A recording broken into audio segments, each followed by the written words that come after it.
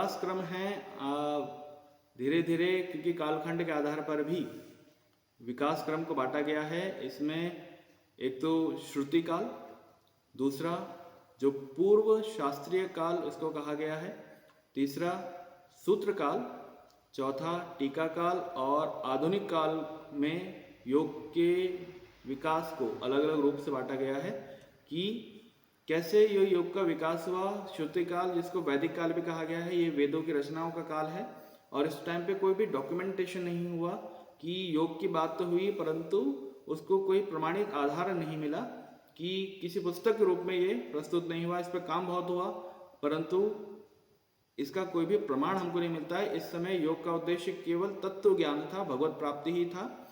इस समय में शरीर पर बहुत अधिक ध्यान नहीं दिया गया। वेदों में योग के कई अंगों का, जैसे प्राण, नाड़ी आदि का वर्णन मिलता है।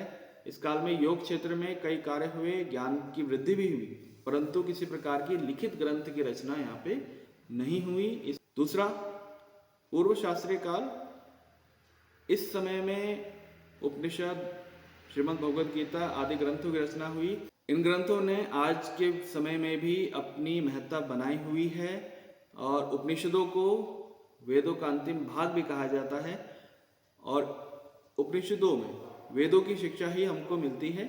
और गीता को भी हम जानते हैं, देखते हैं, तो इसको भी एक सार्वभौमिक ग्रंथ कहा गया है। इसमें भी ज्ञान योग, भक्ति योग, कर्म योग आदि का वर्णन हमको देखने को मिलता है। इसके बाद सूत्र काल की बात हुई है कि सूत्र काल को हम दर्शनों का काल भी कह सकते हैं, कि इस समय में जितने दर्शन हैं उनकी रचना हुई और उनमें योग सूत्र, योग दर्शन जिसको हम जानते हैं, एक योग का जो मुख्य विषय है, मुख्य ग्रंथ है योग सूत्र, उसकी रचना हुई, जिसमें कि योग को सिस्टमैटिक रूप से प्रस्तुत किया गया है, उसको एक सूत्र के रूप में पिरोया गया है। उससे पहले योग जो था वो फैला हुआ था अलग अलग ग्रंथों में, अलग अलग जगहों पर, अलग अलग तरीके से। परंतु जब योग सूत्र की रचना हुई, महर्षि पतंजलि ने योग सूत्र की रचना करी, तो वहां पर योग को एक दर्शन के रूप में प्रमाणिकता मिली। अन्य दर्शनों में भी योग को किसी न किसी रूप में दर्शाने का प्रयास किया गया है। और उसके बाद टीकाओं का काल आता है कि जब योग सूत्र की रचना हुई, उसके बाद कई विद्वानों ने उस योग सूत्र पर टीकाएं लिखी, भाष्य लिखे, जिससे कि योग के स्वरूप को समझा जा सके। इसमें व्यास भाष्य का नाम प्रमुख रूप से लिया जाता है। आज भी जब हम कोई रिसर्च करते हैं या हम किन्हीं विषयों पर चर्चा करते हैं तो इन्हीं ग्रंथों का रेफरेंस हम लोग लेते हैं, जो कि आज भी अपनी महत्ता बनाए हुए हैं।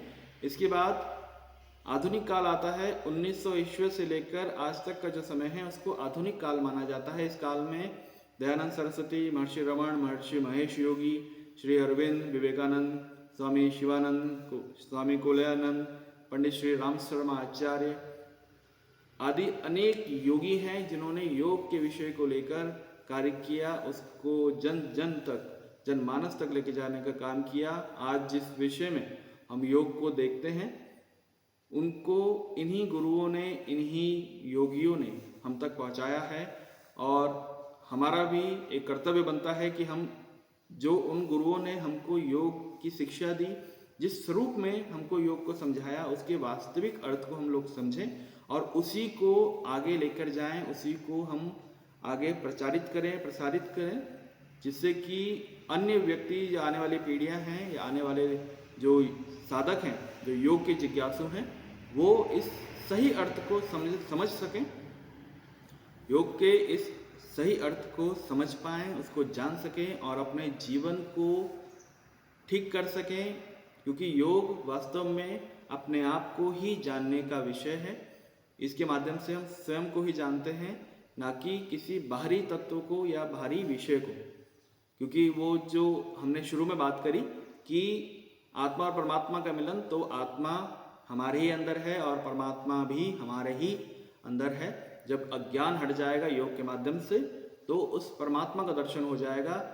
तब वहाँ पर आप कह सकते हैं कि आत्मा और परमात्मा का मिलन ही योग है।